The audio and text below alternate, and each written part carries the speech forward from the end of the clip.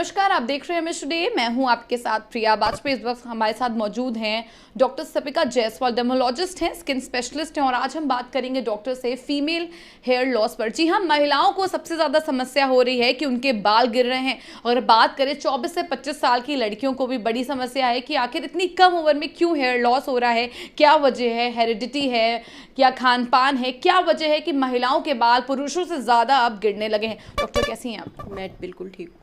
Doctor, ये female hair loss क्या है बेसिकली और क्यों ये महिलाओं में अब इतनी बढ़ती जा रही है?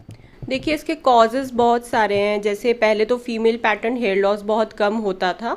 50% फीमेल्स को अब होने लगा है। इसमें पहले बाल एकदम आगे के पतले हो जाते हैं, साइड्स के पतले होने लगते हैं, गिरने लगते हैं, महिलाएं एकदम परेशान हो जाती हैं। तो वजह अगर हम सोचेंगे तो आजकल हमारा खान पान भी ठीक नहीं रहता है, लाइफस्टाइल दिक्कत भी है, स्ट्रेस जिसे हम बहुत अंडर एस्टिमेट करते हैं कि अरे ठीक है लाइफ में टेंशन है, उससे बहुत ज़्यादा बाल गिरते हैं। ये एक मेजर कॉज प्ले करता है। हार्मोनल अपसेट है या फीमेल मेनोपॉज में चली गई है या पीसीओडी है, नॉर्मली हार्मोन्स अपसेट हैं, उससे भी हेयर फॉल होने लगता है। आजकल कलरिंग का बहुत ज़्यादा ट्रेंड है, तो अगर आप हेयर पर्मिंग करवा रहे हैं, कलर करवा रहे हैं, हार्श केमिकल्स यूज़ कर रहे हैं, इससे भी आपका हेयर फॉल होने लगता है। और बाकी जेनेटिक्स, एज, ये सब भी काफ़ी रोल आपके हेयर फॉल में प्ले करता है। तो क्या ट्रीटमेंट है बेसिकली इसका? क्या हेयर एक्सटेंशन भी सुना है कि महिलाएं आजकल हेयर एक्सटेंशन की तरफ जा रही है, क्या वो परमानेंट इलाज है? नहीं, हेयर एक्सटेंशन परमानेंट इलाज नहीं है, वो टेम्प्रेरी है और मोस्टली पार्लर्स और कुछ बड़े मेडिकल चेन्स इसे कर रहे हैं, but that is only temporary, जैसे हेयर विक्स होते हैं। तो आप कौन सा ट्रीटमेंट इसमें, अगर महिलाओं की बात करें तो महिलाओं को कौन सा ट्रीटमेंट कराना चाहिए कि उनके बाल, क्योंकि महिलाओं की खूबसूरती बालों से होती है, जब वही नहीं बचेंगे तो क्या होगा? रूट कॉज पहले हम लोग चेक करते हैं। जैसे कोई पेशेंट जब मेरे पास आती है तो मैं चेक करती हूँ कि हैंड पुल टेस्ट करते हैं, फिंगर पुलिंग टेस्ट, उसमें चेक करते हैं कि बाल तुरंत ऐसे निकल तो नहीं आ रहा है।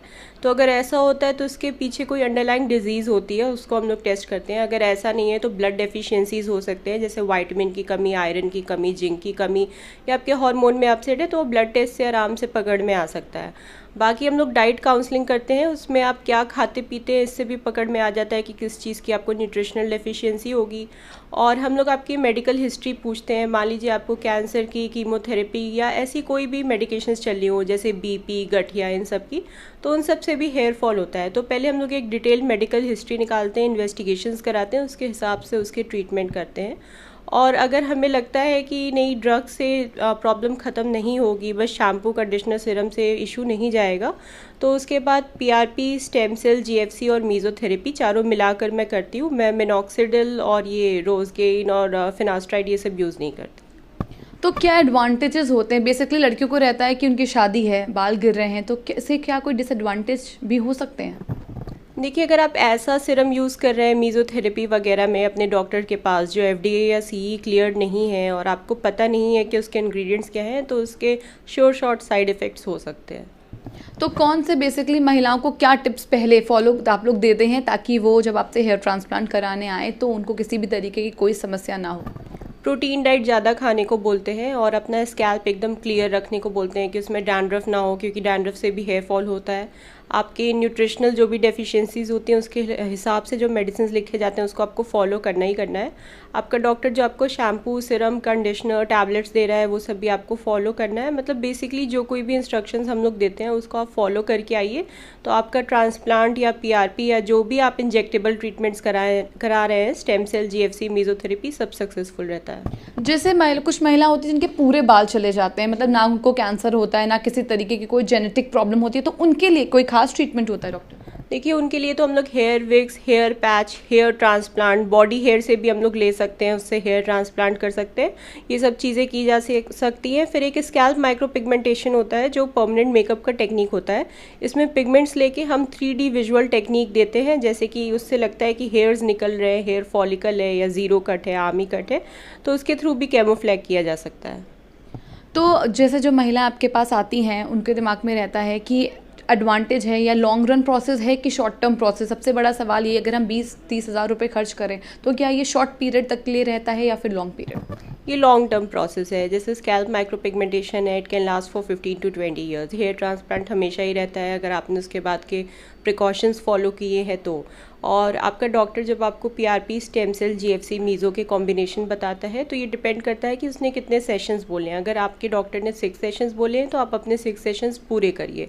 मेंटेनेंस थेरेपीज़ भी आती हैं पर वो उन्हीं पे की जाती है जिनको इसकी ज़रूरत होती है। जैसे कुछ लोगों को डॉक्टर देखा गया कि फेस पे बहुत सारे हेयर होते हैं, तो उसमें ये वो ट्रीटमेंट इसमें भी इन्वॉल्व होता है कि वो ट्रीटमेंट अलग होता है? उसके लिए हम लोग लेज़र हेयर रिमूवल यूज़ करते हैं, वो एकदम अलग ट्रीटमेंट होता है। आप क्या एडवाइस देना चाहेंगी जो महिलाएं आपके पास सबसे ज़्यादा हेयर ट्रांसप्लांट के लिए आ रही हैं या विग के लिए आ रही हैं, बेटर क्या है और कब उनको लगना चाहिए कि अब उनको ज़रूरत पड़ गई है? जैसे ही आपका हेयर फॉल शुरू हो जाए, आपको पिल्लों पे दिखने लग जाए, शैम्पू करते हुए लगे कि बाल बहुत ज़्यादा गिर रहे हैं, आपके बाल पतले होने शुरू हो गए हैं, आपको तुरंत अपने डॉक्टर के पास जाना चाहिए। होम रेमेडीज़ नहीं अपनाने चाहिए क्योंकि कई लोगों को इससे एलर्जी हो जाती है, जो ऑनियन जूस वगैरह लगाने से। काफ़ी मिथ्स भी फैले हुए हैं कि आप शीर्षासन करोगे या बार बार कंघी करोगे तो उससे बाल ज़्यादा आएंगे। ऐसा नहीं होता, उससे हेयर फॉलिकल्स और वीक हो जाते हैं। इसलिए तुरंत अपने डर्मेटोलॉजिस्ट या हेयर ट्रांसप्लांट सर्जन के पास जाएँ।